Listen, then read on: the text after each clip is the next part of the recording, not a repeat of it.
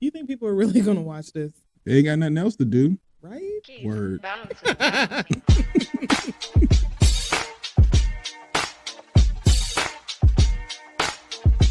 I ain't going on social media talking shit about TDS-Radio. I know that much.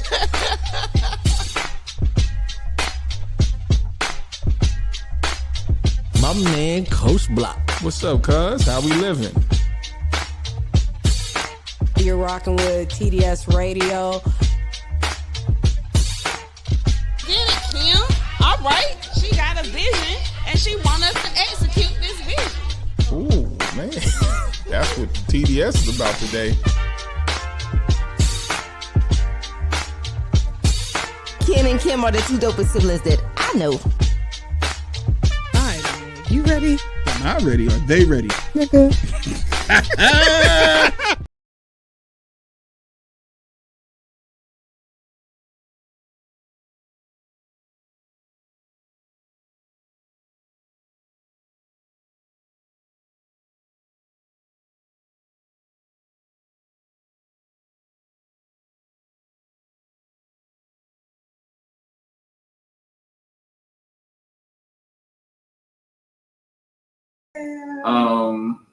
But I'll try to fix it. I don't know why. I mean, I think it's dope, but I don't know what to do. It said that we can edit this during the stream. It doesn't give me the ability to do that. Yeah.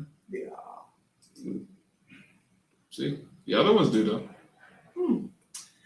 Interesting. So I don't know. Instagram, we might have to just kick you to the side for right now. That's sad. That means you just got to get on YouTube or Facebook. Yeah, because we're there too. So yeah. All right. Well, bye Instagram, because that looks wild. It's dope if you're probably by yourself, but it's not dope now. Can't do anything about that. Okay. So what's up? It's your man, Coach Block, one half of TDS-Radio, and I'm here with You girl so bad. Hey, y'all. Okay, today is Wednesday, a wonderful Wednesday, and we are rolling in through this week. It's going pretty fast. Tomorrow, it's Thursday, and we're getting closer to Friday. So, all that is just pointless banter because none of that really had any. If y'all dug it, then cool. If not, then we'll leave it alone. Okay. So hopefully y'all learned something yesterday. Yeah, yesterday was great. Hopefully, you guys did pick up on something. Someone's knocking at the door. Is the door locked? It might be. Oh, okay. Sorry, guys. Oh, hold on. Yeah. Hold on 1 second. Hey, how you doing? No, yeah, we started, but it's cool. No problem. Yeah. Come on, have a seat. Appreciate it. We'll get you in on the intro in a second. 1 second. Yeah, have a seat. What's going on, brother? How you doing, man? Hey, man. What's up? Definitely could have did a We'll Be Back. Yeah. Well, around here we don't know what the heck's going on at the door. So yeah, that's crazy work. Yesterday got out of hand. We're glad to see you because yesterday it wasn't right at all. We looked at. Yeah, it was crazy. How was your Wednesday? It was as good as it's going to be. As good as it's going to be. Okay. Yeah, I am realizing that sometimes you just have to stop explaining. Yeah. Stop trying to prove a point. Yeah. Stop trying to prove that you are sometimes probably the most qualified person on the call in the room. And just let people figure it out. Right. When your boss tells you that someone that holds seniority, someone who has been with the company for a long time, that they simply don't know how to do their job. Correct. They're still employed. Yeah. I have a problem with that. Yes. Because that's not something that we get an excuse for. Like, if we don't know our job, we get fired. Correct. So why does she get an out? That I don't know. But what I do know is that I'm just going to start being quiet. And when you are quiet, it's a very alarming thing, especially when you're a person of color, because they don't know what you're thinking. They don't know what your stance is. Word. And it causes them to worry. And because I have been deemed an enigma, it's almost like my silence is now considered a weapon. I think this is going into a rant. Do I need to put the graphic up? No. let's go ahead and put the graphic up because I don't think you're done. Today's random day. Gotta get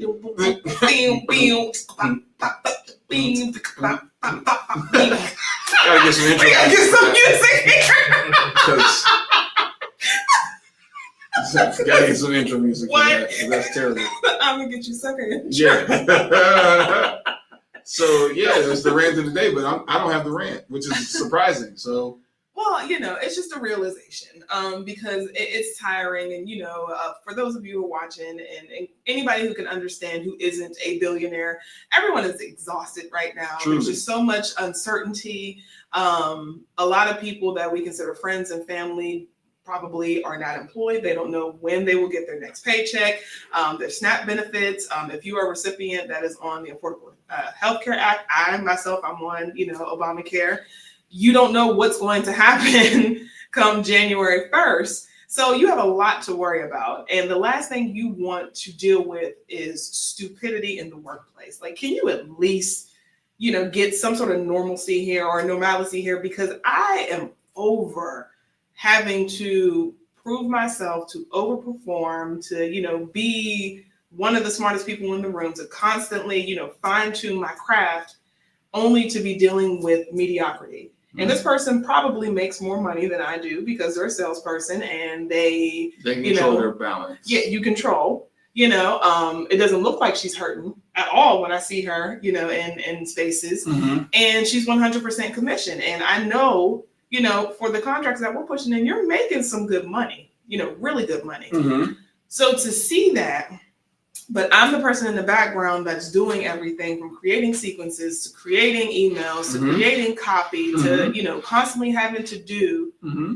And then on my call today with, my CEO, which, I appreciate her, but she calls me an enigma. I feel the same way about her because I don't know where her mind is. Okay. And I don't know if it's one of those things where it's like, look, I'm just trying to secure my paycheck. I ain't got time for this, which I get. But teach me your ways because I truly don't understand. Because when I'm quiet, there's a problem. When I talk, y'all don't listen. Where's the happy medium? Like, what do you want me to do? And when you sit here and you tell me things like, oh, well, sometimes you have to teach people because they don't get it. Understood. AI is something that I can teach you because you didn't come into this field knowing AI, but you came into this position as a salesperson, which means that you should at least know the basics of selling. If you don't know how to sell, why are you here? You're getting paid for your knowledge. And if you don't have the knowledge, then why are you getting paid? So why are you here? Because the numbers prove that you don't know how to do your job. Mm-hmm. And it's been shown over and over again when I put my marketing reports together that I consistently have to dumb down because my team refuses to learn our CRM. So when I show you the numbers, okay, well, so far just from webinars alone, I've been able to generate 1,400 leads. And I don't know of any of these people that have been converted, but I have 2 salespeople on my team. What the hell are we doing here? And you want me to be okay with this? No. Well, they want you to, yes. Yeah. But it's not okay at all. So, here's what I'm going to tell you. In moments of frustration that I just lean into, the ground is being shaken because it's time to either do your own thing or move on to the next. So it's time to just figure out what the next step is. The prayer is that, or the blessing is that you have income coming in. Mm-hmm. So somebody else not. I don't know. We only got one guest. So the blessing is we got income coming in, right? That's great. The other blessing is the talents that you possess. You can manifest finances for yourself. And I think when I was a coach, I used to say it all the time when I was coaching underneath people that I'm like, damn, I'm better than him. Mm-hmm. And it's not that I'm better than him because my ego, my work ethic, I'm better than you. Absolutely. I outwork you here, but you're in the seat that eventually I want to be in. And eventually you're going to get the seat. It's just it's meant to ruffle your feathers so that you can begin to look at, all right, what other doors are opening? And of course, the ultimate goal is to have TDS Radio go 100% on its own. Yeah. So go ahead and hit that QR code and support that there, because we got the whole radio station is going right now. So if you happen to watch this replay, right, there's a whole radio station going on right now. So people get caught in the podcast part. Don't get caught in the podcast part. Get caught in the radio station. A lot of finances have gone into licensing and making sure that TDS Radio is good. So please, pretty please, when you see that, scan it. On the replay. There's no way to TDSRadio.com. That's where it takes you. Mm-hmm. Yeah, or you can do that too. Mm-hmm. Should I put that in the comment section for the future? Yeah, because you can do that too. Yeah. Kim Rand is always good.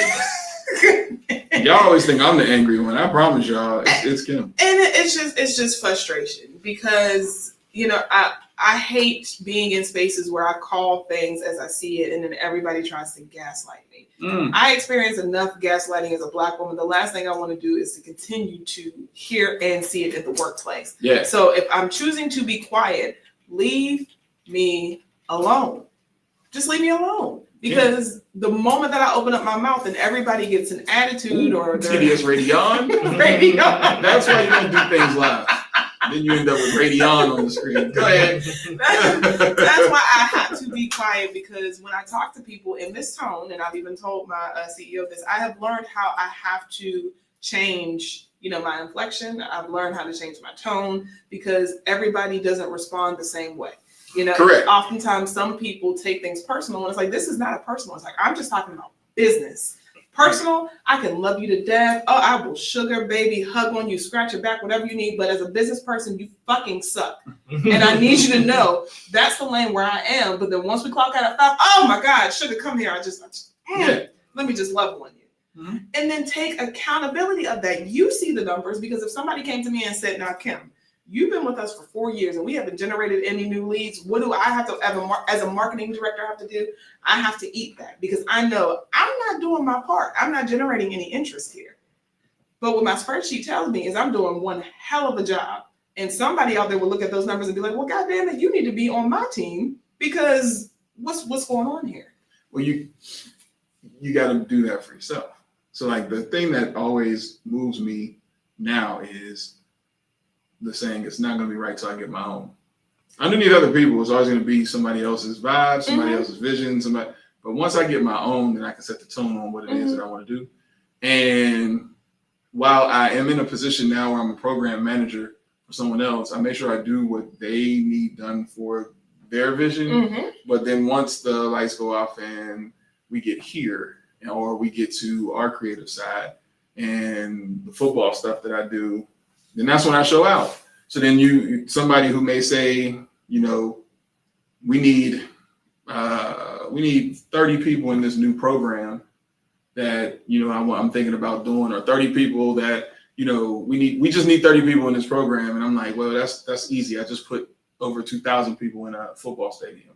You know what I'm saying? So then I just go into what it is that I do to assist that person to continue to make sure you get the check that you need. But the goal is to always be able to have your own.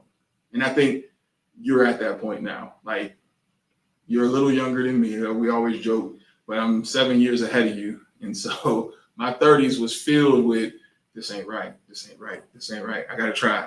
Because I got tired of working for people. I literally got tired of working for people because the respect wasn't given, but the ideas was taken. So you'll take all the ideas and all the things that I'm trying to do, but then you don't respect me enough to at least give me the credit for it. Or the money. I was going to say, or at least make sure my pockets is right. You know? Because at the end of the day, I'll share anything as long as the money is right. Listen. You know what I'm saying? So, but I promise you, and I think that's what some of these jobs don't understand. I don't need to be the person in the forefront. I don't care. But like you said, give me my credit and give me my money, and I will shut up. Yeah. Period. Which is easy. It's easy to give people credit. It's just now you fear the fact that that person can take over something that you created. And I don't want your raggedy business. I promise you, I don't. I don't. At the end of the day, man, I really feel like 2026 for just things that you want to do is going to be pretty big, because there's no way you can go back, right? So there's no way they can make anything comfortable for you, because then that would mean that they have to admit that they're wrong. So clearly accountability is a problem piece, right? Man. So then now we're on the part of the bridge where now you look back and it's like, well, I can't go backwards. So now I got to go forward. Now what that looks like, it's a little foggy over there. It's not necessarily clear, but what you know is you can't go backwards. So that means I can't settle in. So the beauty is just figuring out, all right, how do I put left foot, right foot in front of each other so that I can get through this fog? Because that's what it is. It's just a fog to keep what's going on blurry so that you can't align. Because I do believe that there's energies and forces that work against you because they know how strong you are, right? So then now you just got to keep saying, all right, can't go backwards. So I can't keep convincing people of what I already know. But I got to keep going forward. So what that looks like, I'm not quite sure, but I'm going to just keep working forward. Eventually the door will open. And for me, and I guess this is hilarious because this is kind of like Big Brother conversation on TDS-Radio, but I have made all the mistakes and have started over 1,000,000 times before. And so hearing it from somebody else when I was caught in that, I always wish that somebody would have told me, like, you can't go back. Because we do spend time with trying to work with people to figure out, how can I just go back over there? Because it was cool a minute ago and it's not cool now. And all I need you to do is X, Y, Z. And it's like, yeah, but we've already gone so far that the trust has been severed. Because if they do it again, think about how more pissed off you're going to be because I knew I shouldn't have trusted you because you showed your character. Yes. So I can't go back. Yes. I can only take it from this point forward. And I can't just stay here because then what is this? Now I'm just in that uncomfortable, purgatory. Yeah, because now the thing is, let's try to adjust your job description to do more. Does that come with more money? Well, yes. Oh, it does? Well, I don't know what the... Okay, now hold on now. Maybe we can go back. How much money are we talking? Well, I don't know, because we're almost creating a job for me. Oh, they're creating a job description. Yeah, so they're trying to figure out what that looks like. Right. Because my thing is, so what I'm hearing is that potentially I may be in charge of sales strategy for a sales team that doesn't know how to sell. How is that going to work? That would fall under the category I can't go back. Right. Because then now that puts me in a position to still have to confront the people who have done things a certain way. And now you're expecting me to be in charge of them when at first we were peers and we were working together. And now you want me to be in charge of these same people? Going back to that would be a headache. Absolutely. Because now the respect that you don't get, now they're going to flip that and try to disrespect me because they already don't listen to you. So why would they listen to me? And that was mentioned on our call. And here we are. Because I'm like, they don't respect you as a founder and you as a CEO. So why would they respect me? That's tough. Isn't it? So that's why I'm like, let's just get right and get out. So that's my rant. There we go. It's gonna be all right, y'all. It's gonna be. I just need a moment to just regroup. We got to make one of these for her. Hey. So that was a So Fab Kim. Why don't we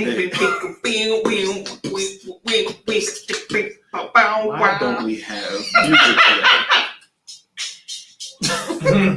That's crazy. We should have music for that. All right. And we're going to do our praise report with our guests. They've been in the building listening to me and my sister rant.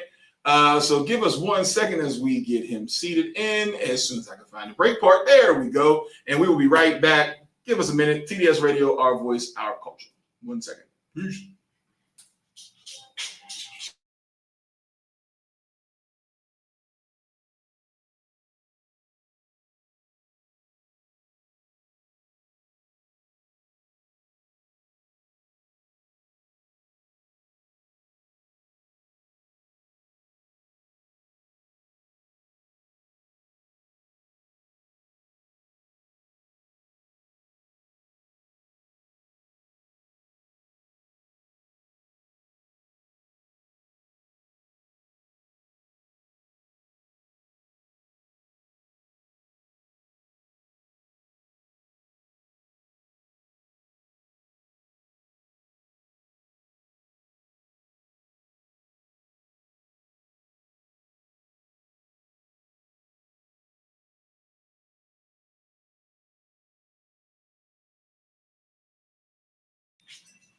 What's up? It's your man, Coach Block, one half of TDS-Radio, SoFab Kim. To my right, to SoFab Kim's left is our guest for today. This gentleman has done some dope things. So one of the things that I actually got a chance to actually see before you came in, and I'm like, this was really fire, was the work that you did at Hillside. So I have Jordan Jones next to me. Jordan Jones looks like he has done a little bit of everything. You DJing, you've led the band at band director at Hillside. You make your own music. You're an artist yourself. Give us more. The list goes on and on. I've seen so much. So actually, just coming from here, I'm coming from consulting with HOTC Studios. So shout out to them. They're out in Greensboro, heart of the city. Okay. So I consult with them, and I actually recently started that too after leaving Hillside. Mm-hmm. But yeah, you kind of hit the most of it. I'm a musician. Mm-hmm. I played in a couple of different bands. Mm-hmm. I DJ. I produce music. Mm-hmm. Yeah. Do a little bit of all. Yeah. All right. So let's start Teach too. Let's start at the beginning of this thing. So you got into music. Mm-hmm. When did you get into music? What is the love of the music? How'd you start this journey? If I were to go true origins, like true starting off, I was a kid following my dad around at church. My father was a church musician, played the drums. Mm-hmm. But truthfully, I come from a family of people who have done music at different levels. My aunt is also a big church musician too. She's led choirs and things. But, middle school is probably where I would say like I really got into it, middle school band. And I watched my older sister do it first. Mm-hmm. And, she kind of had a little struggles with it. My parents kind of had like forced her to practice. When I came along, it was like, would you stop? Like, can you not play so loud? Okay. And since then, I really didn't even know I was trying to make it like my thing until my senior year of high school. I got a scholarship to go to UNCG on teaching fellow scholarship. And it was like really second semester senior of high school. And I was like, okay, if I'm going to get a scholarship for this, I guess I'll go study music education. Okay.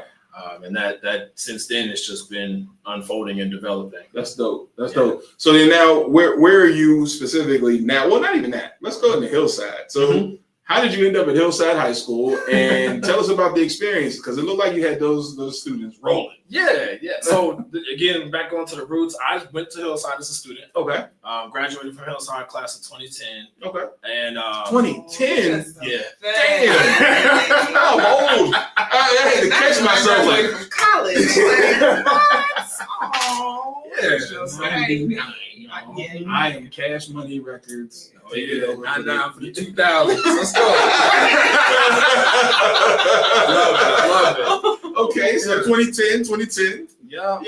So, when I was a student, I did a little bit of everything. Marching band, symphonic band. I had a lot of multiple leadership positions in the band. And so, that was what kind of like made me realize, okay, this would be good for college. And people joked and said, yeah, you got to come back and you got to be the director. You're going to take over the band. I literally laughed in their faces. Oh, really? I was like, you think I'm going to come back to Hillside? And then, literally 12 years later. And the funny thing on the backstory on that is like that opportunity arose multiple times in there. And it's funny how God works. Like the first 2 times it didn't come to fruition. And then the third time that I got the chance, I actually got the interview, got in, and they offered me the position. Okay. So fun fact about that, because Hillside is such a well-renowned marching band program or music program in general, most people come in there and they have lots of band director experience. They were a band director here for 10 years. Even my high school band director was Mr. Xavier Kaysen. He was the band director at Central before he became the band director at Hillside. I had music education experience. I did middle school and elementary school, but I actually had no band directing experience coming into being the band director at Hillside. And so it was kind of a nuanced situation in where, because I was a product of the program, that fed my success. Okay. I came with a lot of music education experience, not a lot of band director experience. So coming into it, I really jumped into the deep end and got to work as soon as I got in the door. Okay. And my main thing, shout out to Sybil Haskins, she was the director before me. She had those kids sounding good. They already understood musicianship. The thing that I felt like I had to come in and work on was their pride. making sure that they were proud to be a part of Hillside. And a lot of that has to do with learning your history about the program, learning what has made the program succeed in the past, and creating a vision for how we're going to continue that success. So while I was there, I started 2 programs while I was there. The first one was Sting Fling, which was kind of like a preseason opener. We were trying to rally community and alumni support. So beginning of the season, we haven't even done a football games, nothing. We just invited the community to come out to get a free performance from the band. And it was, intended to be an annual thing that kind of showed up to drive that community support. Because if you look at the history of the program, that's how Hillside Band has really made its success. It has not been because Durham Public Schools put all this money into Hillside or anything. It's literally been, if you look at the inception of the program, somebody grabbed a bunch of kids, marched through the neighborhood, and raised money just so they could have uniforms. When the school down the street, county school, white school, they got county money. They were handed instruments and uniforms. So it's still true to this day. If Hillside is going to continue to be successful, it requires that community support. The other program that I put in place was the Nest Media Team. And Nest, I made a little acronym that stands for Network, Educate, Synergize Through Technology. So that was, and shout out to Devin Edwards. He's also a graduate of Hillside. He's been around Hillside since he graduated. If you've seen any footage of Hillside, from pictures to videos, he's been probably the person behind it. This man not only understands photography, but understands how to shoot a marching band.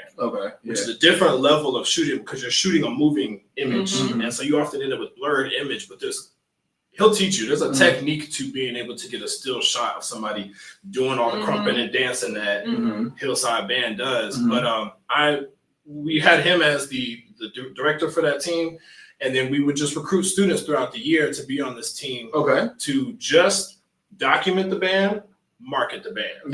That was the idea behind Nest Media, and to create career-ready students. You can literally go in and work with the band for a year or two doing photo, videography. We even actually had at one point a guy who was doing just the sound.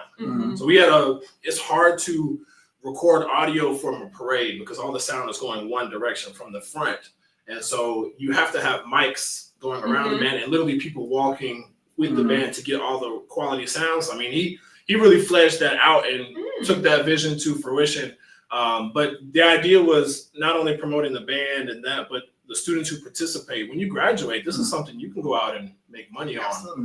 Right now, if you understand how to work that camera, hey, you go off to college, hey, who wants a headshot this Friday? Who needs, their grad photos done? It's like, I'm graduating with you, but I'll take your photos.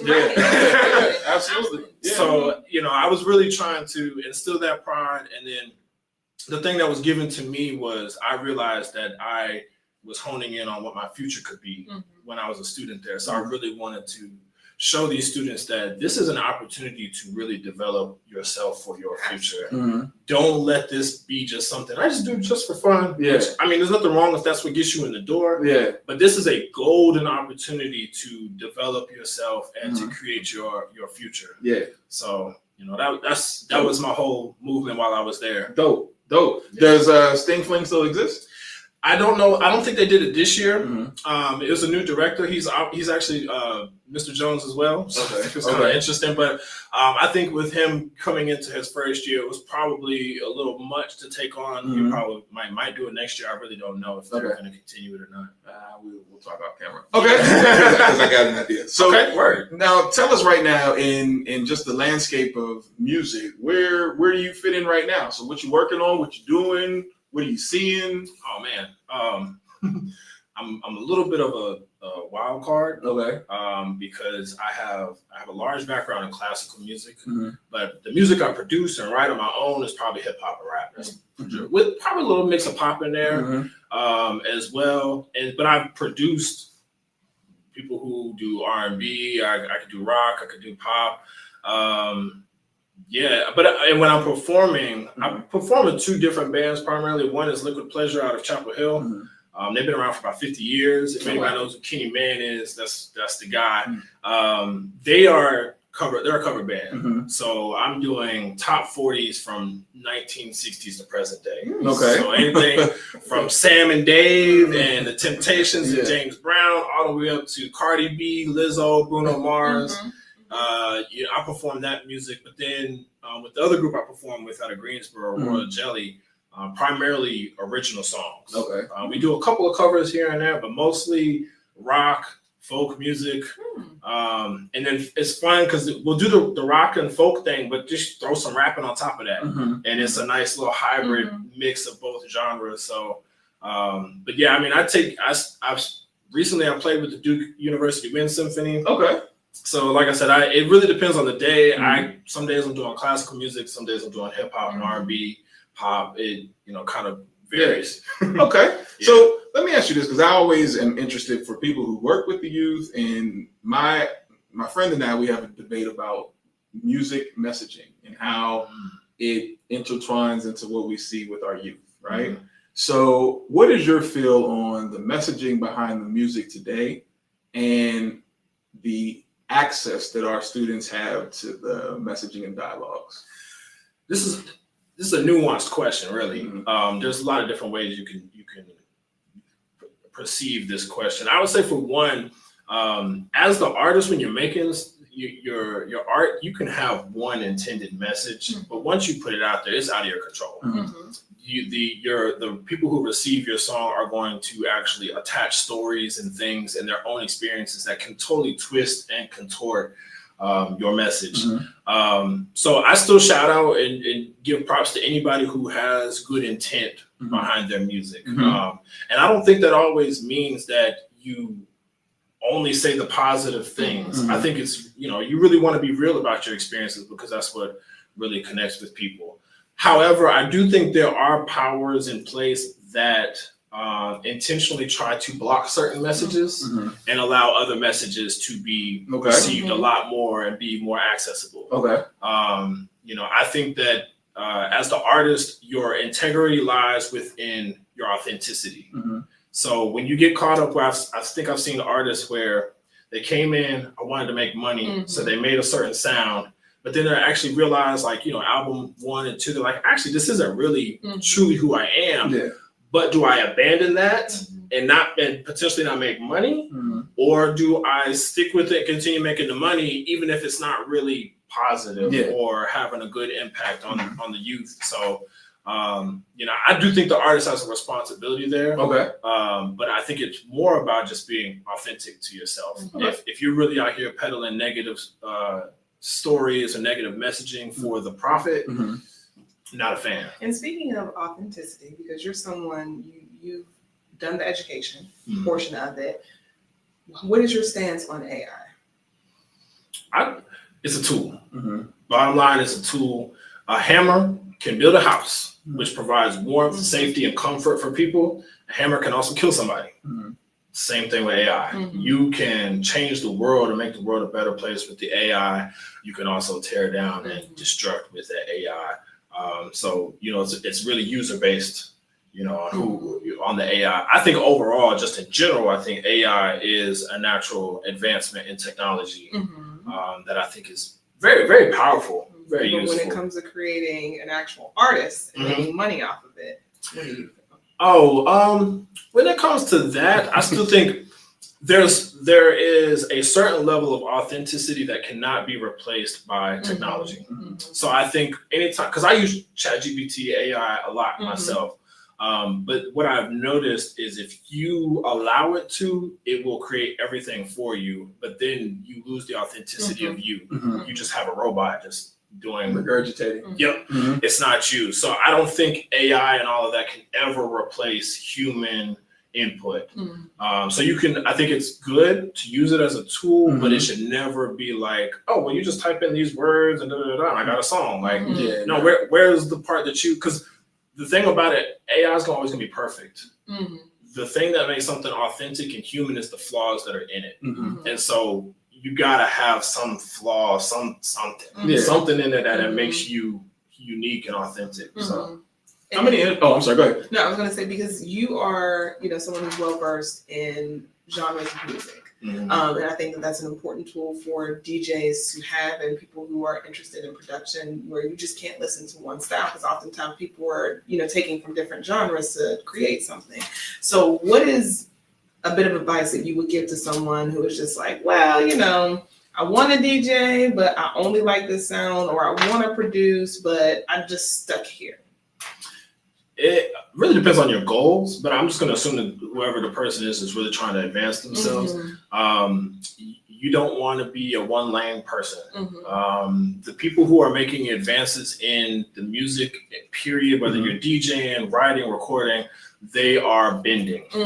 They're taking something that already exists, adding something new to it, twisting it up, shaping it up. So there's not a lot of room to be successful with, like, I only do jazz music. I only do hip hop and rap. I mean, you can, but I mean, even if you listen to hip hop and rap today, I mean, you got all kinds of different influence, island influences, other folk influences, pop influences. So, even if you primarily perform in one lane, your intake, what you're digesting should be a variety of what you're taking in.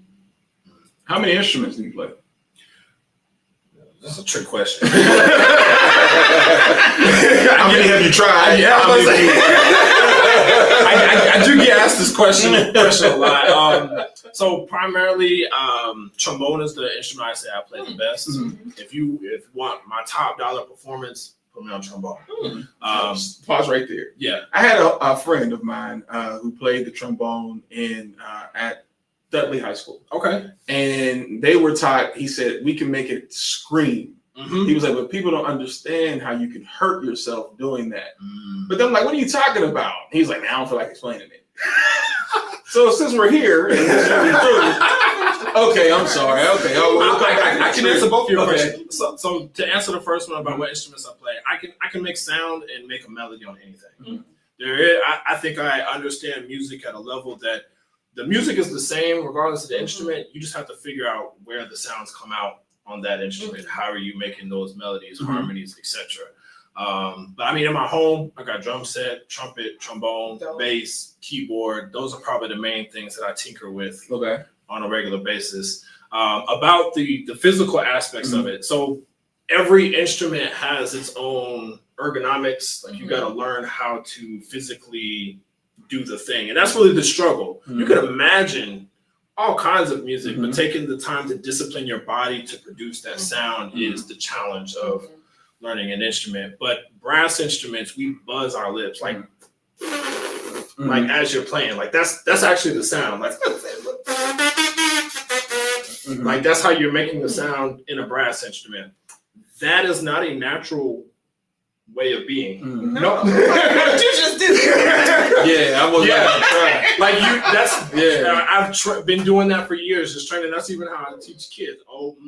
Just doing that little sound. But that's the vibration that makes the instrument vibrate.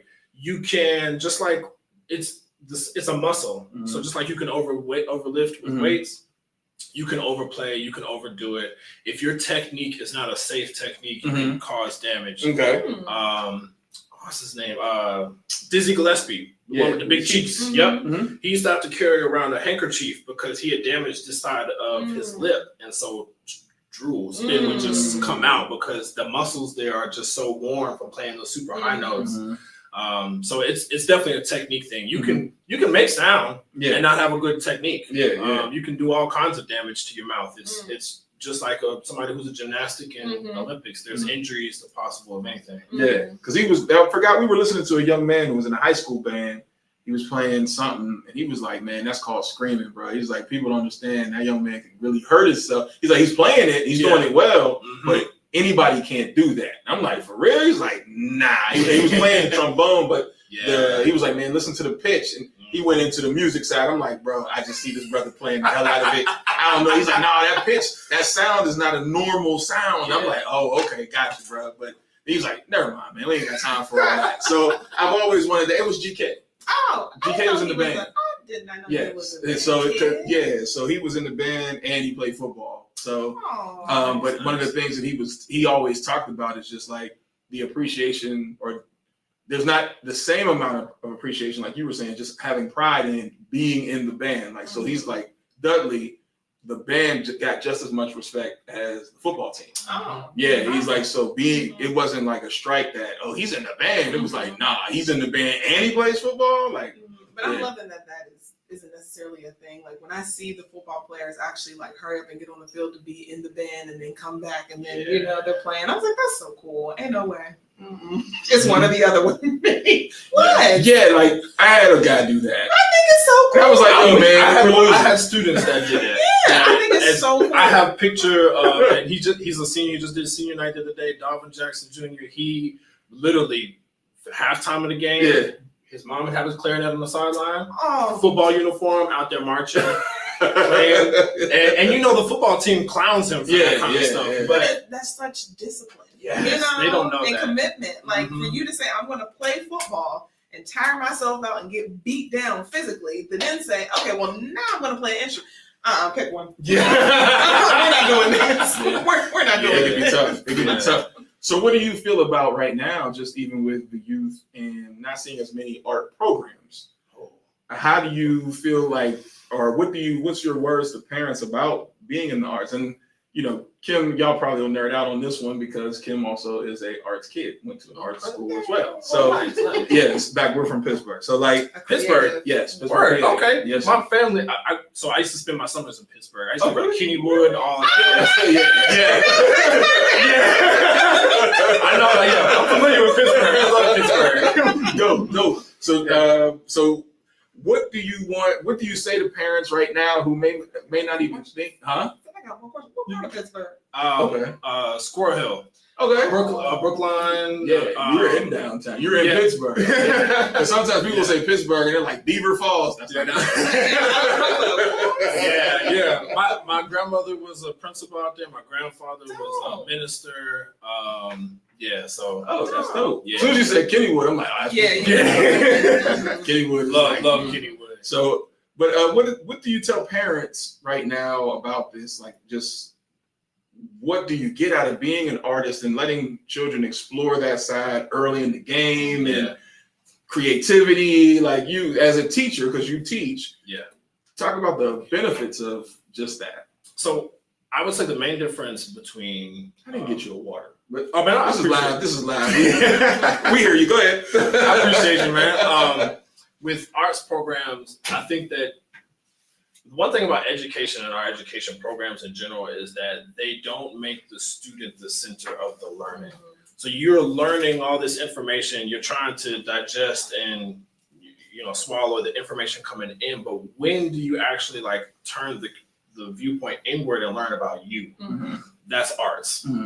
My motto is music is my magic carpet ride, because music has taken me to all kinds of places that if I wasn't doing music, I wouldn't have walked in that door. But honestly, music has also saved my life because music has been the reflection to learn about me.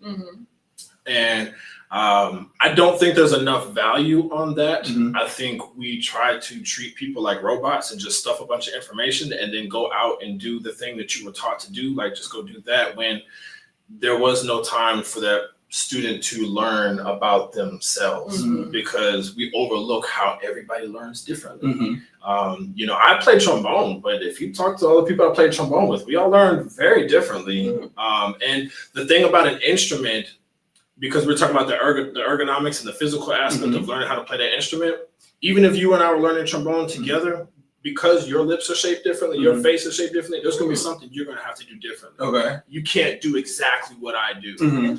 That's, to me, that's the missing part in all the other courses. Math, science, English, history, those things teach you about the world, but arts teaches you about yourself. And there's not enough value on that. And the thing used to have my kids say when I was at Hillside, if I can become a disciplined bandsman, I can become a disciplined fill in the blank. That discipline is transferable no matter what you want to do. So which is why I told them, like, you don't have to be like, I'm gonna become a professional musician to make this moment of being in marching band valuable. You could be like, I'm gonna be a lawyer, I'm gonna be an astronaut, I'm gonna be a tax accountant, whatever it is that you want to be. If you can learn how to discipline yourself here while you're doing something fun, doing something with your friends, traveling, then it's going to be transferable to whatever you want to go to next. Yeah.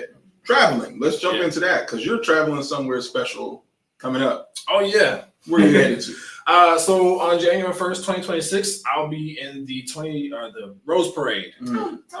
Yes. Congratulations. Thank you.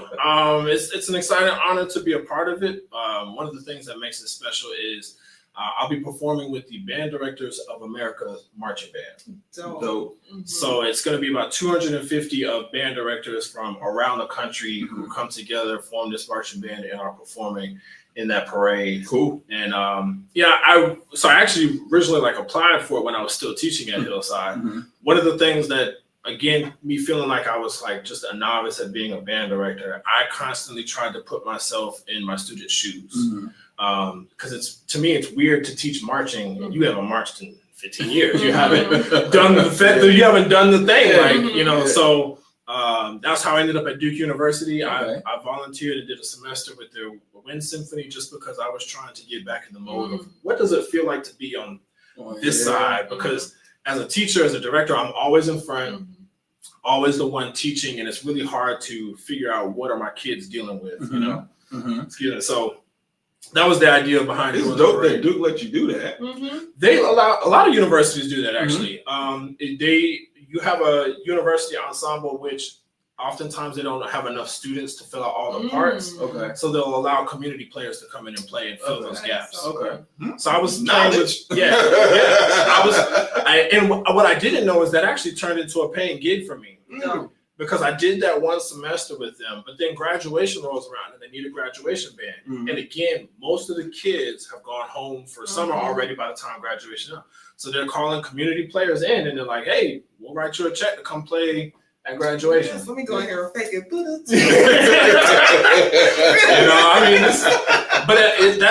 If you are used to playing that level of music, because you only get a week or two to prepare. I mean, you get the music, then you have 2 rehearsals, and then it's the graduation. Yeah, so you have to come in knowing your part. Rehearsals is learning everybody else's, and then you go out and do the thing. And Duke is high profile. So I mean, the first year I did with them, they had the NBA commissioner as the key speaker. This past year, it was Grant Wilson. So I didn't get a chance to speak to him, but I'm sitting on stage with these people, So and the level of music we were playing too, man.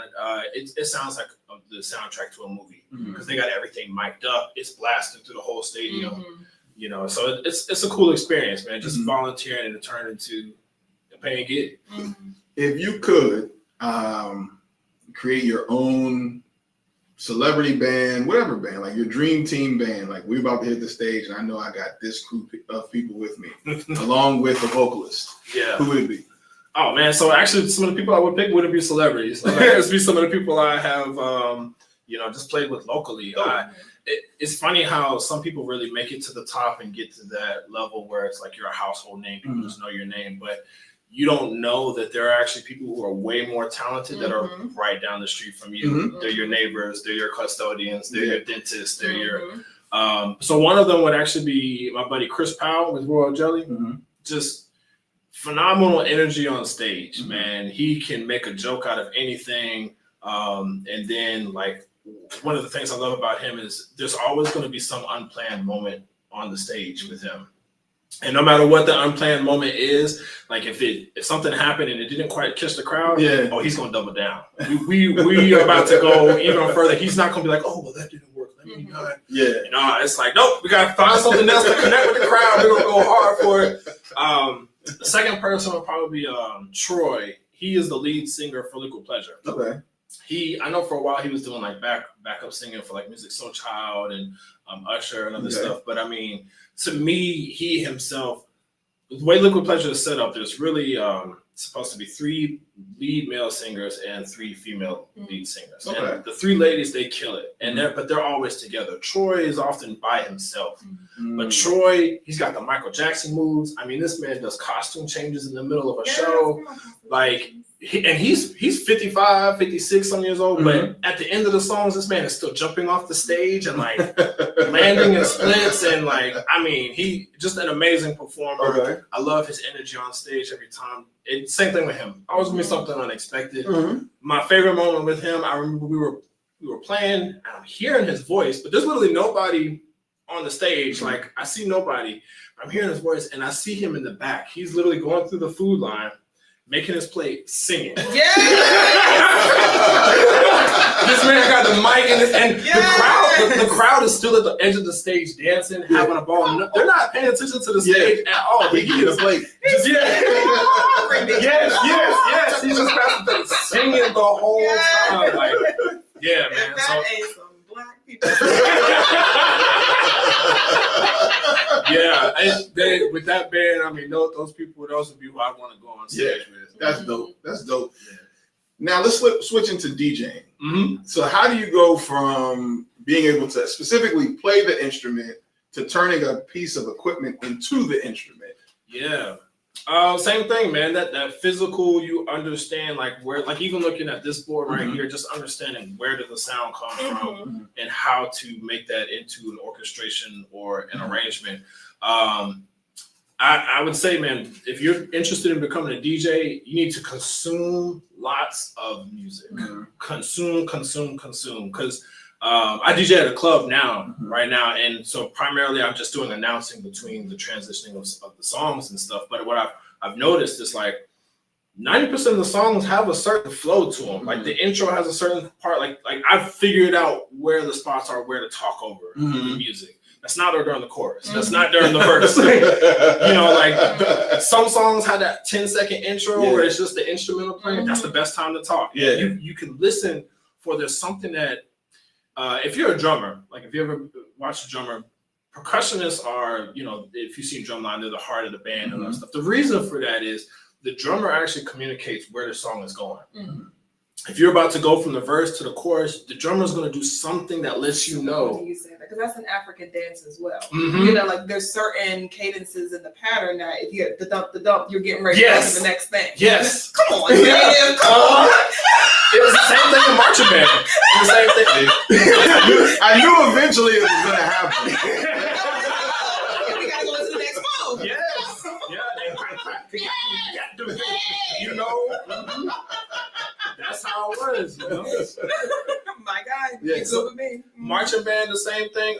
The band knows when to dance because the drum line is going to play a certain cadence. There's going to be a little like, oh, we are about to and you go right into it. It's the same thing with any song you perform. If the drummer is really doing their job, there's something in there that lets you know. But being a DJ, going back to your question, you got to be able to listen for those things. And you only get that by consuming lots and lots of music. And so, honestly, man, I was very scared when I first started doing it. I was extremely nervous. I used to mess up all kinds of things. I was doing weddings, so it's kind of a high-pressure situation.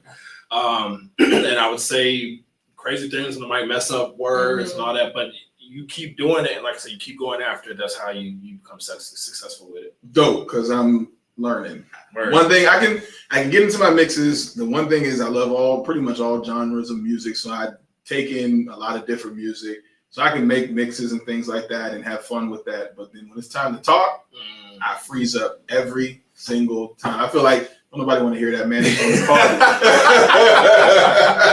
So I gotta get more comfortable with the mic work because and then I also, to me, I always think about like as the consumer of the music, do you want to hear that person? And that's like I also realize that there are dope DJs that can move the crowd vocally. So even if it's flat, they'll say something that'll get it sparked up. So how do you vibe in that? And then how do you blend in different crowds? Because you just said you do weddings, you're doing a club. All that's different. Yeah, it is. Yeah. I mean, if you're trying to get into it again, it's just you got to go for it and be willing to mess up, be willing to make mistakes. The hardest part about the mic part, because that's really a separate skill from learning the technology. You got to separate them. You got to sit down and just work on the technology at one point. Then you got to sit down and just do the mic work. The biggest help I think for people with the microphone is willing to embarrass yourself. Okay. Really. I mean, and you all are already doing this now with the show. I mean, in being in this moment, you're willing to expose yourself, to be vulnerable, say something that maybe doesn't quite catch with the crowd, but all the time. Yeah, but you don't harp on it. No, I don't. Yeah, you don't. When you get stuck on it, when you're like, oh, that sucks, and now you backing away from the mic, and that's when you're working against yourself. When you like say something embarrassing and you keep going, that's the first hump, I would say. Yeah. But you know, again, consume and listen. I listened to a lot of the radio growing up as a kid, and you know, I don't know if people still listen to the radio like right in the car, but I still listen to it now. There is a certain flow of how the voice, like whoever's doing the emceeing, like I said, the end of the song, like you've heard the chorus 3 times. Yeah.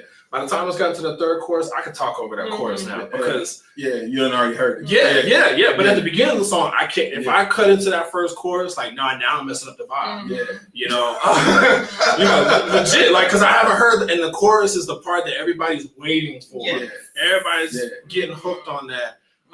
So learn just figuring out those little nuances of what, and then I would say. I have some templates of some statements that I just say comfortably and naturally over and over. And it's like building a repertoire or a library of those things. Like I would say one of the things I do at shows that I don't necessarily do as a club DJ, before the song starts, I'm like prepping you for the song. I'm like, all right, for this next one, I need all y'all been sitting back and enjoying the show. This is your chance to come to the front of the stage. This is your chance to feel my energy. I need to feel your energy. You've been enjoying yourself. You've been enjoying yourself. Come on, let's get this moment. And then when the beat, clicks in, I'm like, let me see those hands. Let me see those hands. Get them up. Like I haven't sung the song at all. I'm just all I'm doing just working, getting and. I'll never forget, I did a whole show in Greensboro. I had a group called Permanent Ink, and we did our own concert. We did all original music, and my friend was like, I mean, it was cool, but I didn't really feel part of the show. And I remember I was like offended. I was like, what do you mean? We poured our heart on the next thing. We went in. Like, what I realized is we just went up there and performed the songs. Not once did we talk to the crowd. Or even some artists do is they'll teach you the chorus before the song starts. Hey, y'all repeat after me. I know I can't. I can't be what I want to be. When y'all hear that, you know what to say now. Then start the song. That will transform your performance to where people aren't just sitting there and listening. They're now a part of the performance and being included in everything that you're doing. So if I were to give a short answer to your question, I feel like I give a really long answer. It's all right. Know your why. Why are you talking? Yeah. If you know why you're talking, so like in that live session, I was trying to get the crowd involved and engaged. When I'm at the club, I'm not doing that. The crowd isn't there for me. They're really there for a whole other reason. I'm just communicating. So short, sweet, to the point. Next coming to the stage, we got da-da-da-da. Last call for alcohol. And that's all I say. That's and like I said, I'm listening for that one little window. Everybody put your hands together for da-da-da-da. And then I'm out the way and let the music speak. There's nothing worse than a DJ that won't shut up. Like, nigga, I am not here to listen to you. You be in the middle of getting it, like, so how y'all feeling tonight? Never mind. I'm gonna go to the bar. No. That's what's up. So now tell us, like, with DJing and with playing and with all that, what do you do just to be like, you know what, I'm kicking back? Like, how do you separate from the music for a minute and so that you can recharge to create? Non-musical things. I do have to like spend time in silence, which is really a challenge for a lot of people, even for musicians. Like, we don't know how to sit in silence. But I do that through things like I go fishing. Me and my buddy, we actually go hiking once a week, and we're just going through Umstead Park, Valley, and outdoor activities. I mean, and legitimately, the goal is the view. The goal is just being in the woods. There's no like, I gotta be productive. I gotta practice this. I gotta have that. No, it's just like sometimes all of the things that I do, I just have to put it all down and set it to the side and just go do nothing. Dope. So now, your day to day, man. What's the day to day hustle? The day to day move? What you got going on like that? So in the entrepreneur lane, my day-to-day switches up. Okay. So right now, Sunday, Monday, Tuesday, I'm at the club in the evening, 7 to 2. So the day of, AM? Yeah. Mm-hmm. I'm at a gentleman's club. Oh, gentlemen, I was wondering because you said next. I was like, So when he said that, Joe was like, "Yo, stripping," but then I was like, "Nah." Maybe he meant the next artist. Got it. That's what I thought. Maybe it was a showcase. I read the room sometimes, so it's like when I mention it, like I try to just like put a little cover in it. We can go further. I don't want to embarrass myself. Yeah. We're on the same page. I was like, am I supposed to make a joke about this? And I was like, nah, but maybe it's a showcase. Right. In my mind, I was like, oh, stripping. Yeah, no, legit. Yeah, I'm at So then now we got to go back to that. Okay. Because now you're setting a different mode for the room. Mm-hmm. How does that work? Like, or do you work in conjunction with the dancers? Like, how the heck does that work? Yeah, that's the thing I mentioned when we were on that platform the other week is, man, when I walk into a room, I can't let the room dictate what I'm going to be, what my energy is going to be. I have to be like, I'm providing the environment, I'm providing the energy. So it is in tandem with the girls a little bit because the girls give me a playlist. I pretty much just ask them, what do you love, what do you hate? And they'll just be like, well, I like R&B, I could do a little pop, I hate country. That's really how that conversation goes. And so if I have that an idea, the next question is like, you prefer up tempo, like you want to be shaking your ass, or do you like slow and sexual? And so then I can kind of freely pick what I think the crowd is going to be going for. And generally I'm looking at age and race, just to kind of guess of like who's in the audience. If I have like an older white crowd, I might play a little more rock music. You know, if I got younger guys, let's pour some sugar on me. Yes, Highway to Hell, Back in Black, Hot for Teacher.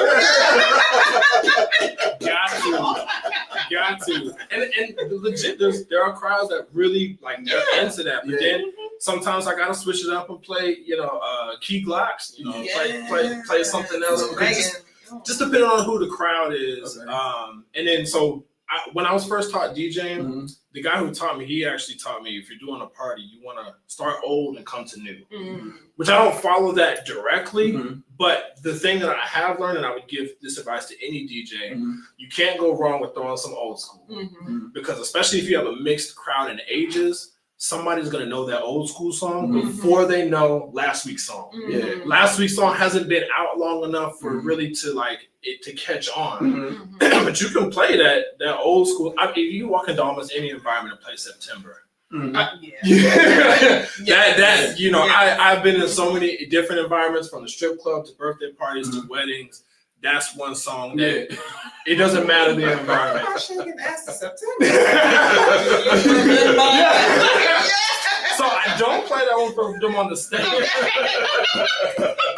but I play that one in between. Gotcha. When she's coming down, the next one's coming on. Oh yeah, that's the one for sure. I'm gonna throw that one in there. Okay. And it's funny that you mentioned that because I was watching a documentary on Magic City, and they were just saying how integral the DJ was for like breaking tracks and getting the people hyped and making sure that when these women were doing like these moves that people hadn't seen before. And I can't remember what the young lady's name was at the time when she did it, but like the music, the moves, the movement of the women, like everything just hit so much that people had no choice but to just start throwing money. Magic. So right, really, it really is. So it made me have even more respect for the DJ in that space because it's like, you got to make sure whatever song it is, that shit is hot. So we're starting a strip club? Let's do it. Listen, you need a DJ. A team right here. I told you a long time ago I had a whole image about a brothel in Vegas, but But what you're mentioning, I do pay attention to that. So the girls will tell me what they like, but I'm watching because if I play the song that you like, unconsciously you're gonna move your body. Absolutely. So if I play something that even if it fits what she told me, but she is up there just walking in a circle around that pole and not moving nothing, I picked the wrong song. I need to go to a song that's gonna make her, I need her to forget she's on stage dancing in front of a bunch of people naked. I'm legitimately trying to get you in your song. So I'm always paying attention. And the same thing with DJing for weddings. If I cut on a song and in the first 10 seconds, half my crowd disappears, guaranteed on the first chorus, I'm transitioning out, going to a different song. Don't we joke about that? I've seen the crowd. I'm like, they're not feeling. I gotta get out of here. Exit. I gotta get out of here. So many DJs are just so hell bent on doing what they want to do that they're not paying attention to the crowd. I'm like, you can see gradually that you're losing your crowd. The moment they start talking, nobody's on the dance floor. You gotta get them back. Gotta get you back. But they be up there. Like, what are you doing? And I do think it's important that you have your own, because I have my favorite songs that I try, but it's before I play my favorite songs, I have to ask myself, is this the right moment for this song? Yeah. You know, you gotta know, is this the right moment for this? If you're not, if you're just like, well, this is my jam, you will mess the crowd for up. sure, man, for sure. Yeah, and that is the biggest thing I see with DJs where they're not in tune with who they're trying to connect with. So now, when you have a 7 to 2, and you just got done doing that, because that mindset probably switches your day. Like, what do you do to come out of that? That's 7 to 2. That's the afternoon. I'm in the afternoon now. Like, I'm thinking of your day. Like, I get tired DJing from like 6 to whatever, or from 7 to whatever. Now you're telling me flip that, and I'm DJing in the morning to 2 in the afternoon. 7 p.m. to 7 p.m. to 2 a.m. That's still like, how do I get out of that? Like, when I go home, what do I do? You gotta have a routine. You gotta have a routine, because I honestly, when I first started it, I didn't have a routine. Okay. You'll come up. So that's 2 a.m. is when the club closes. Right. I still gotta collect my money. I still gotta do my closing duties. So I'm really not leaving until 3:34. And I work the slow nights. Yeah. If I do a weekend, we don't close till 5. Jesus. Yeah. So it's really a 12. Still seeing ass at 5 a.m. And we in the South. 5 a.m. is early. If you go up north, you go to New York, you go to Chicago. I mean, you'll get clubs that are open 24 hours. You know, there's like, they just don't close. It's just rotating, or they don't close till 11 o'clock, 12 o'clock the next day. But on those days, like, my routine when I get off work, I generally do some stretching, some yoga, drink some tea, and I cut the music off too on the way home. Because if I'm still like partying in my car on the way home, I'm not going to be tired when I get to sleep. But thankfully, most of my work is afternoon, evening. So I generally don't have a lot of early morning commitment. So I'm not like up at 5 a.m. Cool. Most days I'm not. Because that's why in my mind, like, 7 to 2, that's every day. That gotta hurt. Like, because it's a decent block of time where that's your late evening, night, early morning. Well, thankfully, I'm only Sunday, Monday, Tuesday. Okay. So then, like today, I worked last night. I got off this morning. I slept till about 12 o'clock. And then I went to Greensboro about 12:30 because I had a meeting that started about 2 o'clock. Okay. And I was there from about 2 till 5. Drove back and came back here. My Wednesday is usually my Greensboro day. Gotcha. And then Thursday, Friday, Saturday, if I'm not covering somebody else's shift, it's really what I want to do. Sometimes I have rehearsals those days. Most of the time, I'm either doing a gig with one of those bands, Liquid Pleasure or Jelly, or I'm just practicing. Like, if I got the day to myself, I'm like spending 2 or 3 hours practicing. But if I got a gig, I might only do like 20 or 30 minutes. Okay. How do you, what do you listen to handle moods? Like, so as an athlete, for me, people used to find it weird that before games, I would always listen to smooth music. I would never listen to hype music because it would take me over the top. Now I'm like, I can't focus. Yeah. So how do you handle because when you said turn the music off, who's your artist that you listen to mellow out? Who's your artist that you listen to get going? Like, because Jill Scott, or a weird one for me to mellow out all the time, every single time, works 100%, is Sade. Yeah. If I need to just chill, Sade goes on, and look at your face. What? No, you don't like Sade? No, it's not. There's a lot of traumatic experiences. Sade growing up. Whenever I hear it, I'm like, oh no. Sade it immediately chills me out. Jill Scott, stuff like this. So what do you listen to? If I'm trying to chill out, I actually listen to Les Brown. Who's actually a motivational speaker. Yeah. I don't listen to a lot of music to go back. Okay. the playlist that I'm actually like trying to just vibe with me and myself, I have a I Love Myself playlist. Okay. Those are all songs that like make me feel good about me.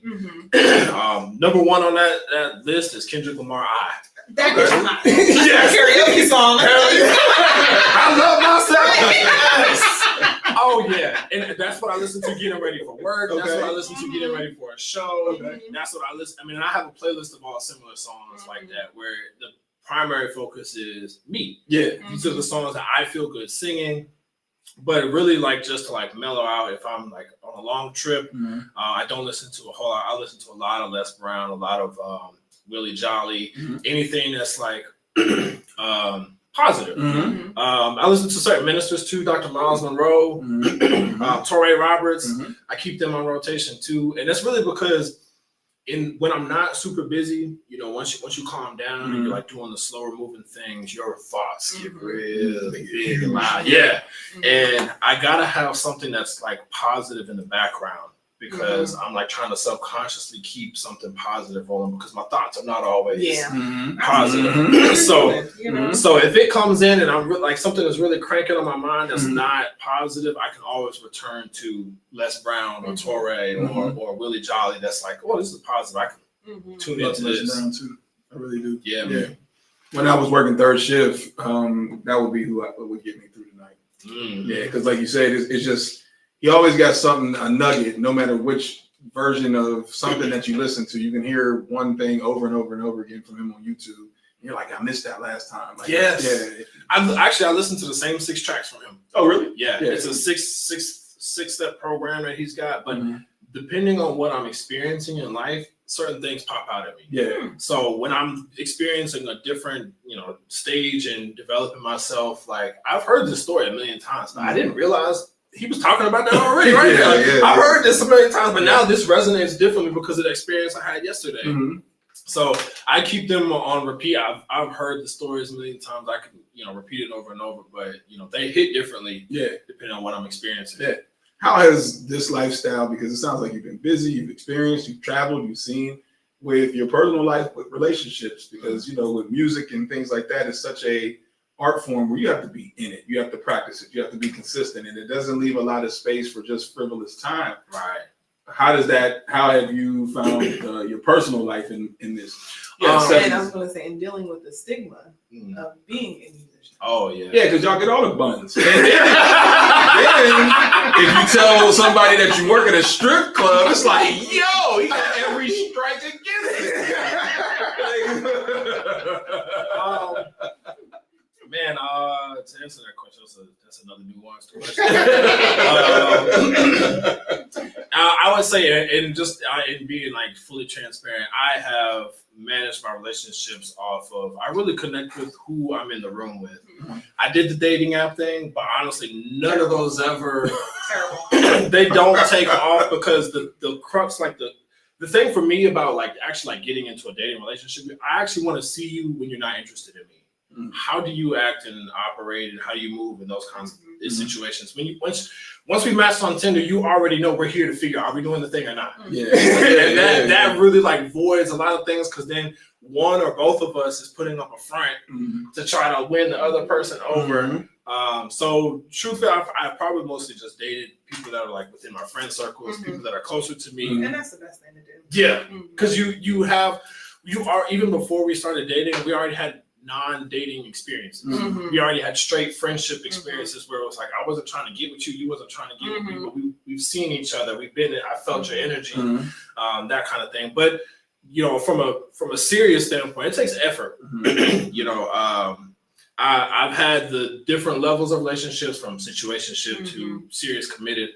I would say in my times where I was most busy, probably did my more situationships. Like, I'll call you when I call you. Absolutely. When I'm out on tour, hit me up. When I'm busy, I'll get back to you when I can, that type of thing. But then when you find somebody, which I got somebody now that I'm getting more serious with things, like it really does take time to be like, no, Friday, I'm making sure I don't work. Friday's for us. that kind of time. And then even being intentional when I'm on the road and stuff, like I call her before the show, call her after the show, call her on the way to the show, just something so that there's like a, because you like her. Yeah. Oh yeah. Not take So I mean, when you like somebody, you need to put in effort. That's basically what it boils down to. Like I said, when I was on the go, and it was kind of like I was really more focused on my work, my thing. And it was like, yeah, I get to you when I get to you. But once I got somebody I'm really into, it's like, okay, I'm doing this, but I'm gonna take a moment intentionally to connect. I'm gonna intentionally spend some time with you, intentionally make sure we got more than just a bump and grind going on. Yeah. Do you hate when people make it seem like you should perform just like sing for me or play something for me?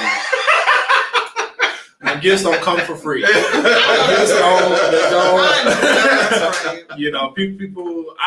So actually, I'm in two different frats, but one of my frats I'm in Alpha Phi Alpha, and my line brother he used to be like, "Play me some Beethoven. If you can't play Beethoven, you're not a musician." And I'm like, "Can you play Beethoven?" Thank you. I'm like, when's the last time you picked up an instrument? Like,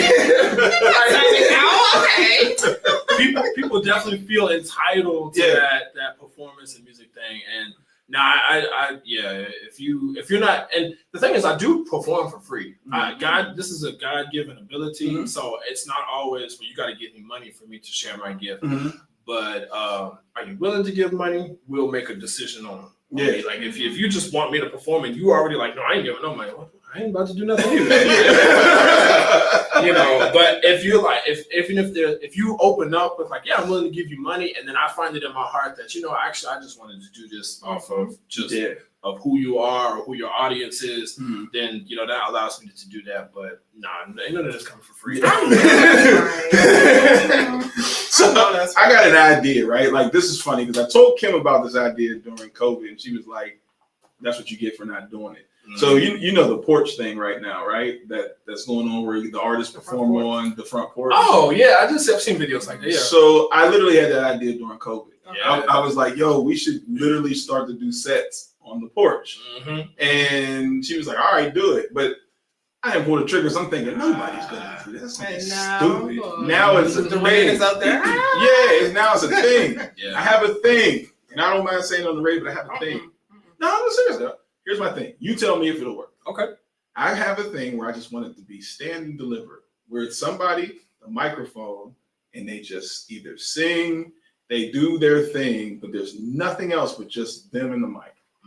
Like I don't want any other distractions, anything. We just want to just stand and deliver because so many people miss the artistry because they're looking somewhere else. Like the light here caught it. No, I just want you to hear whatever's coming out of that person in this microphone. The thing that'll make that successful is you have to know where the audience is. So there is an audience for that. I will tell you that that's not the common audience. The common audience wants all the distractions. Seriously, like that. Just to sit there and just focus on just your singing, and you could be Whitney Houston on the microphone. That even if it's Whitney Houston, that only goes but so far with our attention span. But again, if you know your audience, because there are like people who are music perfectionists, there are people who are like seriously really into that kind of thing. If you know where that crowd is, where that audience is, I don't know where they are. But see, what you first hit on though is a life lesson. The ideas we get all come from the same mental university. Like it's out there. So if you don't act on it, you're right. It will go to somebody else, and the person who's going to succeed with it is the person who executed. And it is going to fail first, and that's the hump that most people don't get over. Like if you had gone out and done it in COVID, the first few probably would have been like, you didn't get that many views, nobody's paying attention. About like the 30th or 40th time you've done it, you would have found where your audience is. You would have been able to grow, and you would have been able to like, all right, now I got this film on the camera, so like it's green, so that's the vibe we're going for. And now I got these artists on these days, I got that artist on this day because I've figured out the rhythm for it. So to answer your question, yes, I do believe it could work. It's just gotta find the right audience. I mean, the idea actually came from, we have rappers that do it, right? Rappers go into the booth, or you had like Big Tigger with the basement, where it was just them flowing. So where's the R&B side of that? Colors. I told you that. Colors. But they still have rappers that do. What's that, color though? So it's they'll have artists and they'll base their performance off of a solid color, and they have to actually wear that color while they're performing. Oh. Ain't that where Offset and them did their little thing? It's like with the microphone that's dropped down in the middle. Yeah. Yeah. And then it's just all one color. Yeah. Yeah. Yeah. So you're saying it already exists? I mean, but they've done it based off of color. So if you can find something else that's like a niche, then so. And just because it exists doesn't mean yours won't be successful. Right. You could definitely still do yours. And Colors? Yeah. Colors. Yeah. Oh yeah. I don't know. It's just because the one thing, like when you said find your audience, one thing about me is I love the purest side of any type of musicians or artists. I can listen to a piano all night long. You know what I mean? Just play. I don't care what you're playing. I just enjoy that. Same thing with somebody singing. Like I'll close my eyes because I just want to hear it. Yeah. Because she sings a lot. I kind of dibble dabble, but I respect the art of it, right? Yeah. To be able to deliver certain notes, certain riffs, it's like, man, that's practice. And there are people that just want to hear that. Like sometimes, and maybe it's because I have ADHD, I'm like, lights. And I'm looking at everything but because like when Jill Scott did that at a concert, I was mesmerized ever since. Like everybody was dark behind her. She had the spotlight on her, and she had her carpet on the floor, and she was like, "All right, y'all," and she just started singing. But it was nothing else was to distract the fact that she was just standing and delivering in her space, like literally. And that's the first time I see somebody like roll out a carpet, get comfortable, take their shoes off, and then just perform. I was like, "Yo, this is dope," and I've been stuck with it ever since. Yeah. I think the thing you're hitting on is the intimacy of that moment. Mm-hmm. Like I've been to a J. Cole concert, and so I mostly perform in bars and like small venues. That's where the majority of my gigs are. And there's like, it'll be a room that's not that much bigger than this. It's very easy to connect with people like this. But once you get into an arena and you got people who are in the nosebleeds and way far, it's very hard to get that intimate feeling. So that's what I hear whenever I hear you describe that about Jill Scott. And J. Cole, I feel like he had that moment in his performance whenever I went to go see him in Charlotte. There was always some moment in the show in which all, like you said, all the lights, all the background stuff, all of that just stops for a second. And he is literally just being human in front of you. He's just having a conversation. He's talking to people in the crowd. Yeah, what you know about this? Yeah, oh, I see you excited, blah, blah. Like, or he's telling you the backstory. He's like, yeah, let me tell you about this song. Like, why? I don't even know what Saint Tropez is. Like, I just had this song about Saint Tropez. Like, you know, whatever it is in that moment. But I think you're hitting on the intimacy of the performance. That's definitely something that there's an audience for. Yeah, we gotta get that. Yeah. All right, we've been talking. I didn't even realize it's almost. Is that almost 8 o'clock? Yeah. Oh yeah. All right. Okay. Yeah, man. Time flies. I held you a little over. I'm cool, I'm enjoying this. I'll have it back anytime you want. I'd love to come back. Cool. Bring some of the other artists that you got. Oh, for sure. Yeah, I'm glad to.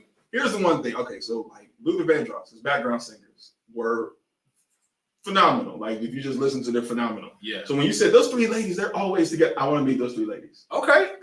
They are. What's the band? Liquid Pleasure. I would love to meet those 3. If they're always together, then that means they have an ear for each other. Yeah. I would love to hear what that sounds like. I'll mention it to them. And I'll get you connected.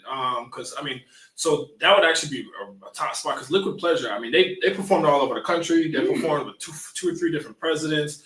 I've only been playing with them for about 6 years, but like I said, they've been around 50 plus years. I mean, if you really go out in the community and talk to people know Liquid Pleasure. So I think that would be a good match to be on your show. I would love it. Like that's the type of artistry that we even do this for. Because while she doesn't sing, Kim has a beautiful voice. Oh yeah. Well, thanks. She just chooses not to sing. No. I think here's the funny thing. Everybody has music in them. Literally, if the music in you were to stop, you'd be dead. Your heart. You have a whole beat, a whole rhythm going on. And so if you ever heard, you know, sometimes when people sing by themselves, they sound horrible. But you ever get a crowd to sing? Oh, yes. All of a sudden, it sounds amazing. Yes. Yeah. Ain't nothing like hearing a bunch of drunk women sing. Yeah. That song, I don't know where it pours out, but when she like something, that whole audience, you just be like, I hear you. One lady gave me a high five when I played that, and I cut the background. She was like, that's when you know you're doing your job right. Yes, the point and the high five. Yes. But like you're right, when you hear that, the voices in unison, you know. But they're not connecting with, oh, she's singing so perfectly. Yeah, they're connecting with the emotion. Mm-hmm. Yes, Mm-hmm. yes, you can actually go up on stage and be flat and mess up stuff. But if the emotion, if you're able to embody the emotion, people are going to like cry. People are going to like fall at your feet. Mm-hmm. I mean, I'm like, you're flat. You're fucking up the song. Well, that person, they didn't have emotion. They didn't have it then. They was just flat and didn't have the emotion. So have you had a performance where you're like, yo, I bombed, I didn't do great? Almost all my shows. Like not even being funny. I've had multiple shows, especially because I come from a classical background. I have a degree in music.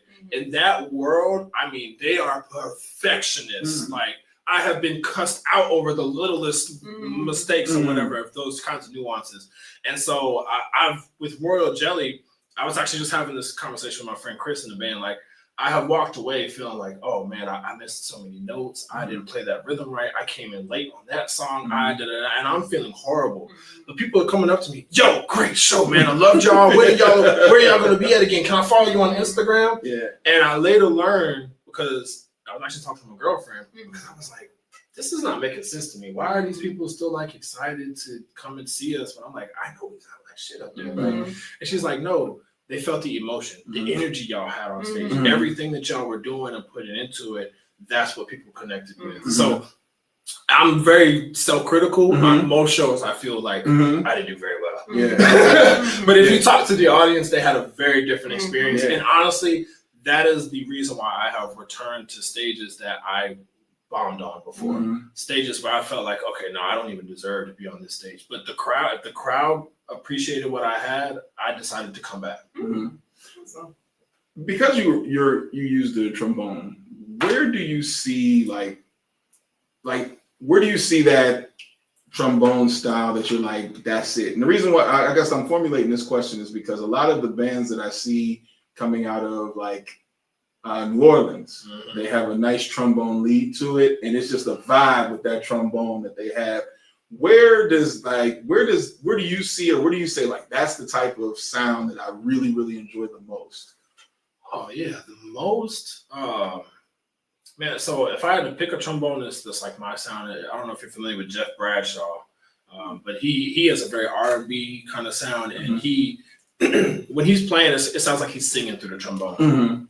So that's really the sound that if I had to do all the whole history on trombone in school and all that. If you look up the history of the trombone, the reason why it's such a nuanced instrument, it can imitate the voice better than other instruments. Okay. Because you have a slide. So you can go, where almost on other instruments, it's a little more, you can do that, but it's a little more difficult, and you have to, because once you push a button on a trumpet or a saxophone, you hear the switch in the note. When somebody's singing, you don't hear all the like little. It's on trombone. It's slide and smooth that thing out. And so like anything that sounds like that person is singing through that trombone, that's my vibe. That's right. But ironically, like with Liquid Pleasure, that's not what I do with Liquid Pleasure at all. Because I'm playing horn parts, so I'm really like the extra energy push. Like I'm just like a little extra Red Bull on top of the song. With Royal Jelly, I actually view myself as one of the guitars. Okay. So I try to kind of play. Sometimes I'm just rhythmic, so I might only be playing one or two notes. And I'm just trying to hit certain accents and rhythms. Other times I am like adding another melody or another texture to the sound. But when I'm soloing, I definitely try to get that. I'm singing through this thing. Like, I want you to feel like I'm actually singing, not playing this thing.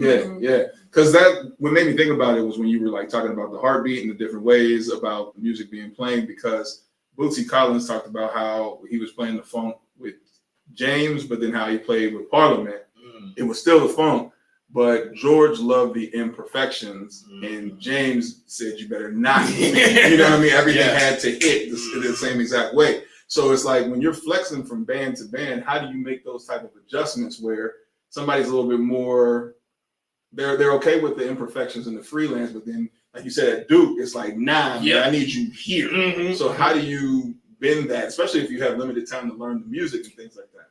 Constantly practicing. Mm-hmm. I try to practice so much that when I make a mistake, it still sounds good. Mm-hmm. So even if I go up here and play the wrong note, and maybe I was supposed to play a C sharp, but I play a C, that C is still gonna sound good. Mm-hmm. That's so regardless of the situation. But funny that you mentioned that, because that was actually what led me to join the band Royal Jelly that I played with out in Greensboro. Okay. Was with Royal Jelly, like I said, I had multiple shows with them early on where I was just like, I bomb. And actually, when I first started playing with them, I was playing keys. I wasn't even playing trombone. Okay. But I would go through shows where I felt like I sounded terrible and horrible, but nobody in the band was like, you need to do better. Nobody was like, Jordan, you missed, da-da-da-da. Like, nobody was harping on me about that, and that was the freedom of that.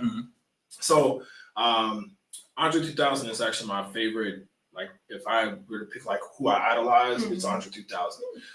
Like right now, recorder Andre 3000. All of it. Oh, not the recorder Andre 3000. From the Stankonia, I'm with you. Southern Playlist, I'm with you there. Music, all the way through the Sun album, the Blue Sun album. Like I'm with him. He had the piano album. Somebody liked it. Yeah, I mean, and I'll keep it real because I came to saw him when he was at the D-Pack. I was not into it because I'm like, I love this kind of music. I'm not the target audience, honestly. But sitting there going, this is Andre 3000. This is the same man on So Fresh, So Clean. This is the same man on Hey Ya. This is the same man on ATLiens. That was the wow factor for me, where I'm like, he did this amazing work in rap and hip hop, and now he's in a totally different lane, still doing his own thing, and that's what I admire to see. Like y'all artists, and I appreciate that. There's a line. I'm not jumping over there. Give me Andre on the mic. And respect, because that's, to me as a good fan, that's like you go to those certain people and certain songs for those reasons. Yeah. I think there's absolutely nothing wrong with that. And you know, I think in talking about Andre, the only reason why I feel like that is because he said something to me, or not to me, but it spoke to me that I'm like, no. But he was like, what else am I going to talk about? And I'm like, I need what's in your mind right now. I'm with you too. I'm waiting for the next verse, the next album. Because like when I listen to like Killer Mike now, Killer Mike and I are close to the same age. And what he was rapping about, I'm like, thank you. Like I can identify with something. Like, but even he's starting to transition into acting. Yeah, I seen that too. Like, what are we doing? Like, yo, old niggas like music too. Like, I got inflammation, arthritis. I mean, old niggas like music too. Like, I'm just like, no, like we can still give it to. And the only reason why is because of the Donda on Kanye West's album. When you listen to So We Lost Our Mother, and that song there where he's talking about, you know, he hadn't heard from his mom, but then he was like, well, maybe it was in the blade of grass that he was sitting on, or maybe it was from the baby's laugh. I can identify with that. Like, so you can't tell me you don't got things to say, because people are like, nah, people have lost parents and don't know how to verbalize it. And he's one of the lyricists that will put spins on things where you're like, I ain't even think this. Him, like Scarface is like that to me too, and I like that he's researched himself as well. But when you say Andre 3000, he's one of my favorites too, where I'm like, that's an artist. Yeah. It took me a while to get there. I didn't go to the mountain with him. Because when that speaker box and Love Below hit, I was like, now hold on, man, hold on. You didn't like Roses? It took me a minute. Because I'm still looking for Equimini. Oh yeah, you see what I'm saying? Totally different. Yeah. He was experimental on the level. Totally different. Yeah. So it took me a minute. And it's funny because he had recently did an interview and he was saying that his friends told him not to drop Hey Ya, and he was like, man, nigga, if you drop this, he was like, this shit is going to bomb. Like, this is whack. And now look, like, listen to his first mind. Because his friends was like, this ain't it. Like, who is this nigga? Because we had him in the box. Like, because when the first thing I've seen, I'm like, what is he doing? Like, shake it. I'm like, what is he doing? Like, but once it hits you, you're like,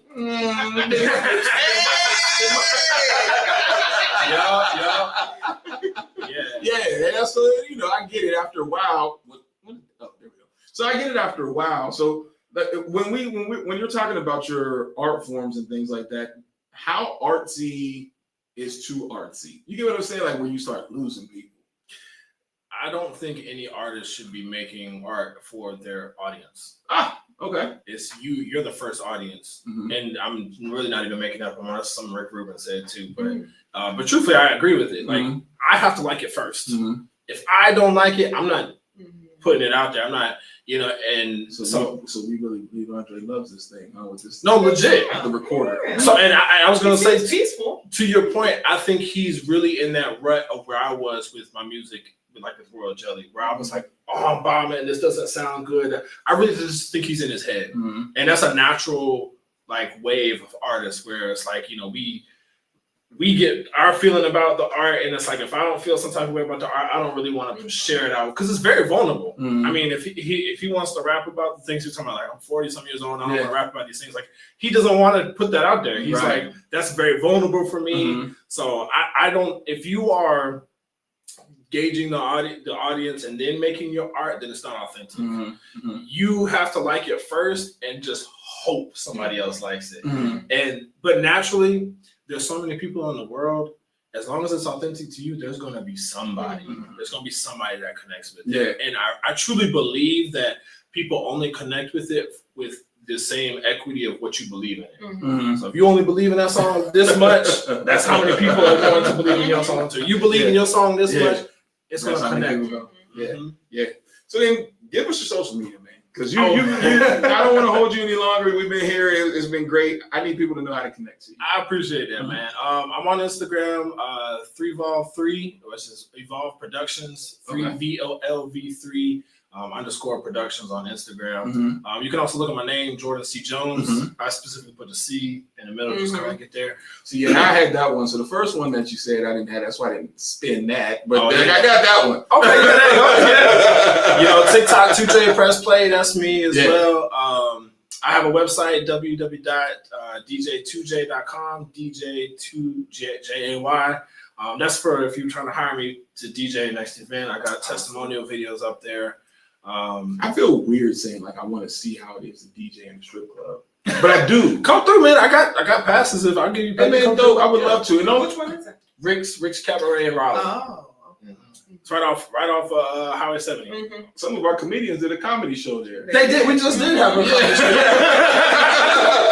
Yep. 2-3 weeks ago. Yeah. So I just want to see the different vibes. Like I've been trying to catch different rooms and just see how it goes. Like I just recently did the line dancing room, where it was just straight line dancing. It was one of the dopest events ever because they're constantly dancing. You play it, they're dancing. And it was like, usually you do see people when they take a break, walk away. These women, and they were all, mature, silver sneakerish. Okay. And they rolled with, to the point where they asked me, like, are you done? I'm like, we've been dancing for 4 hours, like nonstop. And they had their little water bottle, they squeezed the water, keep it going. I'm like, it wasn't so good that now we're going to do it once a month. Starting in music will make you forget your feet hurt. So the thing about it is the lady who does it, she started it because it helped her through her illness. She had a chronic illness. And so she was like, I just started dancing. She did it during COVID. She started line dancing on live and it caught on. So now that's her business. Oh, wow. Yeah, it's pretty dope. I think art saves lives. Expressing yourself. I think, and I told my kids, like, no matter what, you should continue playing your instrument or doing something artistic. I do want to see just what it's like to DJ in a strip club. I could pay to go to a strip club. I'm really I'm trying to learn the art. I didn't even before I started DJing, I didn't even spend a lot of time in the strip. I'm not a strip club goer. Neither am I. I'm not. It's not my thing. I don't mind making money in there. But no, I don't really hang out in a lot of strip clubs. But man, it is a little bit different. But it's just, if you understand what vibe you're trying to create, you had sexy time with your lady. That's pretty much what you're doing in the club. I made playlists for just me and my boo. That's all I'm doing. I don't even want to get you drunk because my mind asks questions like, you see certain people, you be like, watch this. No, legit. I'm very much trolling. I'm very much trying to watch this. Who's going to see? Who's going to catch on? Yes. See, that's the part I want to do. The biggest compliment you can pay to a DJ. This is how I know if I'm doing my job. Because you do that unconsciously. And one thing about when you're DJing, you're trying to read people's minds. Yeah. They want you to read their minds. They're like, I love this song. Yeah. I didn't. I just played it and I'm like, did you catch on that dancing or that moving? All right, that was good. Dope. So, do you have any playlists on any social media channels that people can grab, or any, not social media, but like the streaming platforms? Yeah. So the music that I have out, mostly I have, it's a little bit older, but that group Permanent Ink I mentioned before. Permanent Ink music is spelled Permanent Ink. Ink has a period after it. I'm on all the streaming websites. Okay. That group we did like 4 albums, got mixtapes, we have singles that are out. It's spanning from like 2019 to maybe about 2021. Then I have another artist that I produced a whole album with. His name is G the King. He's from Durham too. Okay.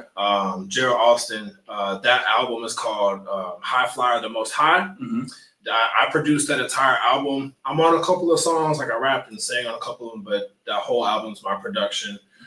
That's again on any streaming website, whether you do Pandora, Tidal, Apple Music, YouTube. Yeah. Okay. Cool. So Kim, do what you usually do. Like you're one of the cousins now, or things. Okay. Oh yeah. Well, now you're officially a part of TDS. You're one of our cousins. So will you be back? Oh yeah, when you want me back. I'll come back next week. My Wednesday is a little more flexible. I know you'll do Thursdays too. Yeah, legit, man. I will talk to those ladies and see if they're interested in coming on the show. I'll connect you and get them on here because I mean they're a hoot too, just to have conversation with. So I'll be glad. We got enough space. Let's get them in here. Okay. Cool. Appreciate you being here, and definitely good luck. We'll see you before you leave. Before you leave, we'll see you about your January 1st trip. Okay. All right. We'll set it up. Yeah. All right. So if y'all listening in your cars and all that stuff, just chill out and be smooth. Get home safe. And if you're listening right at your crib and all that, cut it off because we're out. TDS Radio. Peace.